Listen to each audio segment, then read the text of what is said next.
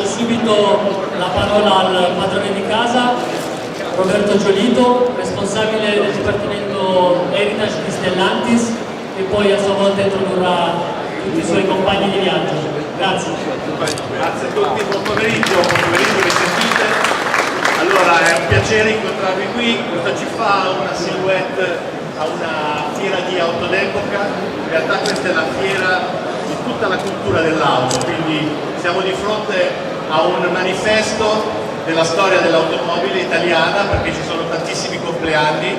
La nostra frase è time to celebrate, tempo di festeggiare, perché ci sono 60 anni della Giulia Sprint GT, sono i 30 della 155 GTM, insomma ci sono tantissimi, 10 anni della 4C, è già un'auto mitica, di successo, che oggi è anche personalizzata dal suo designer di origine. Quindi un'occasione unica per trovarci alla 40esima edizione di Automondo d'Epoca, qui a Bologna, non qui a Padova ma a Bologna, con un'avventura che ancora deve uscire.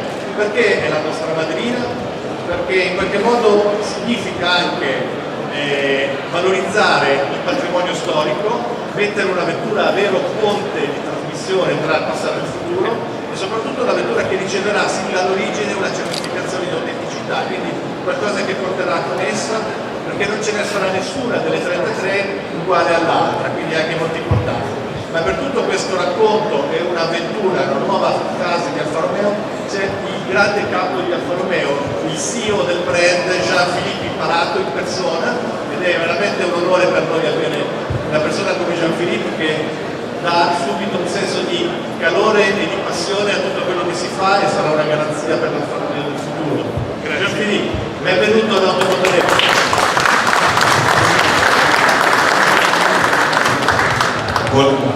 Buon pomeriggio, buongiorno, mi scuserete per il mio italiano turistico, sono molto lieto di essere a Bologna oggi per presentare la macchina che si chiama 33 Stradale, che abbiamo deciso un giorno di luglio 2021 quando abbiamo visitato il museo di Arese. Un giorno abbiamo detto non possiamo lasciare un giorno Alfa Romeo, perché un giorno dovremo lasciare Alfa Romeo senza mettere accanto all'auto C, accanto alla 4C, accanto alla storia di Alfa Romeo qualcosa. Quindi il punto di partenza del progetto 33 Stradale è arrivato così.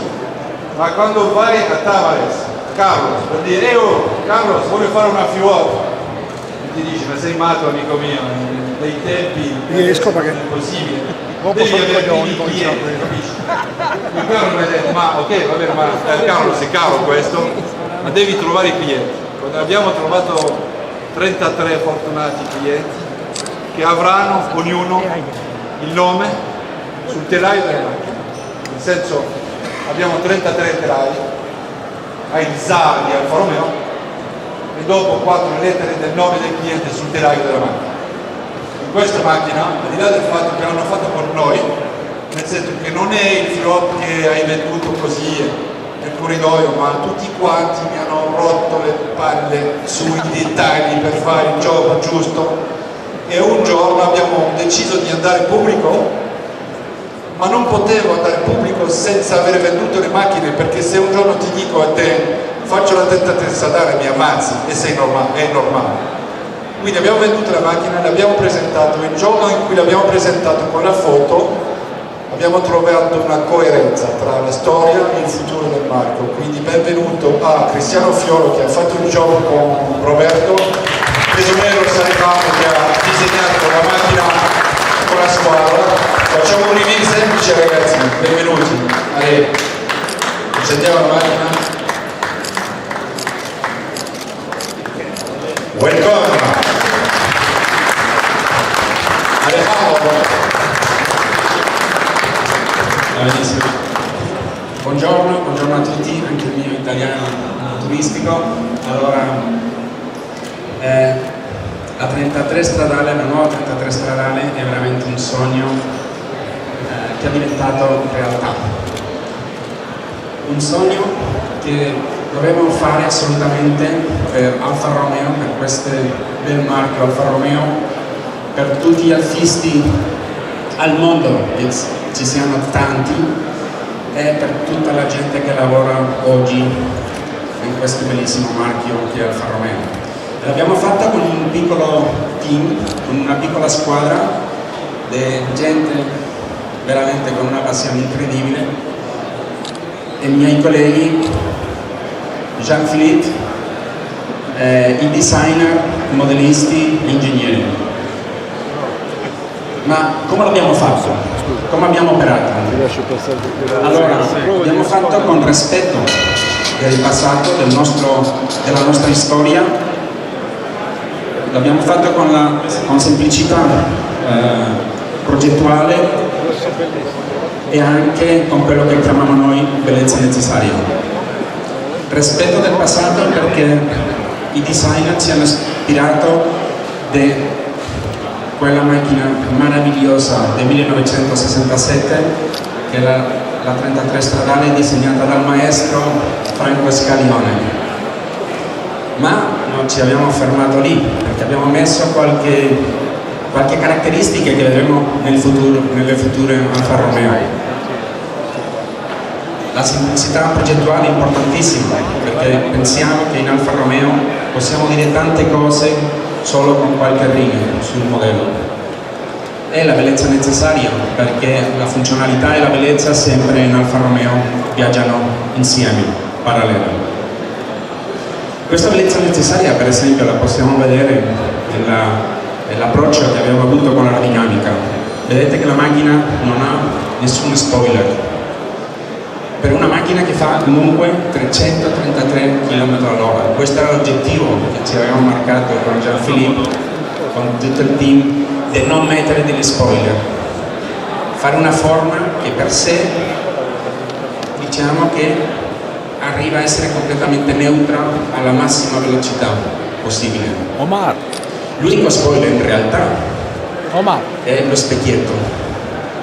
Non è quello che vi aspettate magari al posteriore, è lo specchietto, perché grazie allo specchietto possiamo guidare il flusso d'aria sulla entrata d'aria, la presa d'aria del motore per arrivare alla potenza massima. Questa bellezza necessaria si vede anche per esempio nel faro anteriore, perché un faro non ha solamente la funzione ovvia del faro, dell'illuminazione, però è anche una presa d'aria per l'intercooler e una seconda presa d'aria per portare il flusso sulla terra della macchina. Una caratteristica fondamentale e importantissima della 33 del 1967 è la maniera in come questa macchina si apre a 360 gradi. Cofano posteriore, cofano anteriore e soprattutto le porte nell'itre. Sono meravigliose. Queste porte nell'itre che permettono anche un'accessibilità alla macchina, direi, ottima. Quando siamo dentro della macchina si percepisce immediatamente, subito, questo sapore un po' dell'Alfa Romeo Racing.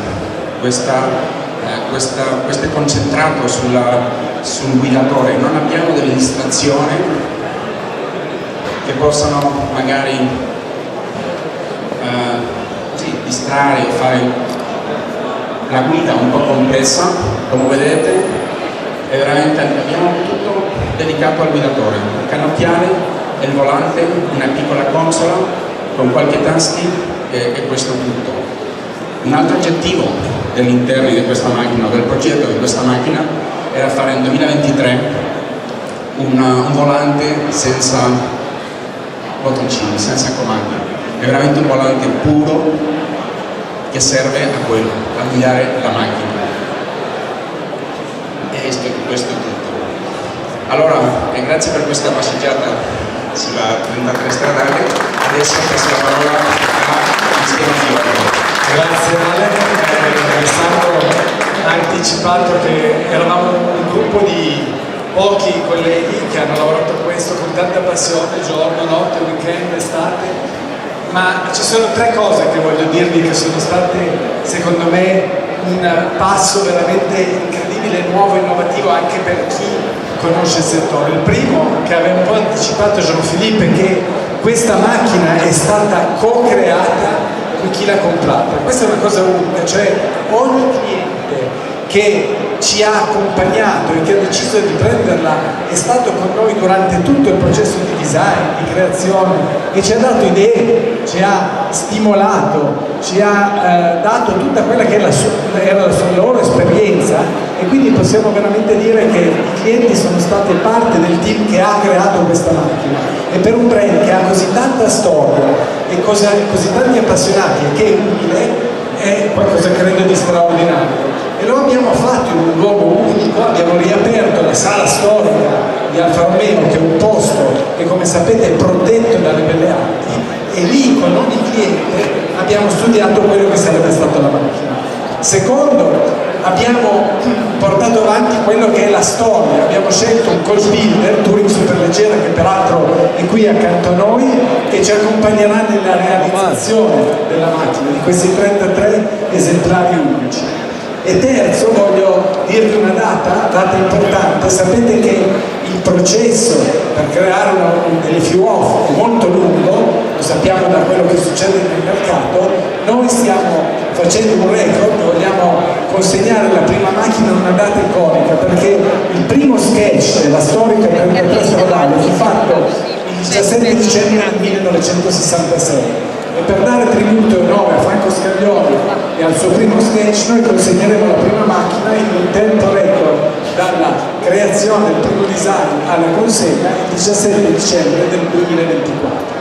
Questo è lo spirito di 33, questo è il nostro spirito. Forza Alfa Romeo, forza 33 stradale, grazie a tutti.